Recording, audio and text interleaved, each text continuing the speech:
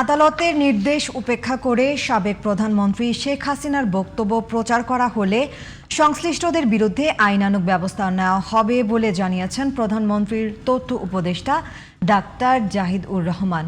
বলেন, আদালতের আদেশ কার্যকর থাকা পর্যন্ত তা মেনে চলা প্রত্যেক ব্যক্তি ও প্রতিষ্ঠানের দায়িত্ব। সরকারের কাজ হলো আদালতের সিদ্ধান্ত যথাযথভাবে বাস্তবায়ন নিশ্চিত করা বলেও মন্তব্য করেন তথ্য উপদেষ্টা। FM বাজেদের রিপোর্টে দেখুন বিস্তারিত। কেসারেন শেকড় থেকে শিখরে। মঙ্গলবার দুপুরে সচিবালয়ে সমসাময়িক বিষয় নিয়ে সংবাদ সম্মেলন করেন প্রধানমন্ত্রীর তথ্য উপদেষ্টা ডাক্তার জাহিদুর রহমান।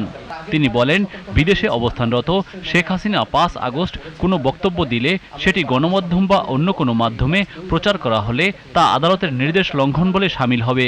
এ ধরনের ঘটনা ঘটলে সরকার প্রয়োজনীয় ব্যবস্থা নেবে। কেউ যদি সংক্ষুব্ধ হন শেখ হাসিনার বক্তব্য প্রচারে বাধা দেয়া ভুল হচ্ছে, তার বক্তব্য প্রচারিত হতে দেওয়া উচিত, কেউ যদি মনে করেন, তিনি কিন্তু আদালতে যেতে পারেন, ওই রায়টাকে চ্যালেঞ্জ করতে পারেন। আমি ওনাকে ধরে বেঁধে আনতে চাই। উনি বলছেন আসবে, তো আসুন, আমরা তার প্রতি কিন্তু ন্যায় বিচার নিশ্চিত করব।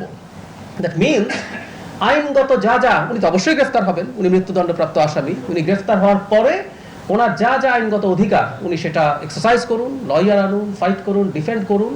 বিদ্যুৎ ও জ্বালানির অতিরিক্ত বিল নিয়ে ঢালাও অভিযোগ না করে সুনির্দিষ্ট তথ্য সহ সংশ্লিষ্ট কর্তৃপক্ষের কাছে আবেদনের আহ্বান জানিয়েছেন প্রধানমন্ত্রীর তথ্য উপদেষ্টা। ফলে গ্যাসের সংকটের কারণে বিদ্যুতের চাহিদাও অনেক বেড়ে গেছে, যেটা আমরা এখন তরল জ্বালানি ভিত্তিক বিদ্যুৎ কেন্দ্র দিয়ে করেও পুরোপুরি সামলে আনা যাচ্ছে না।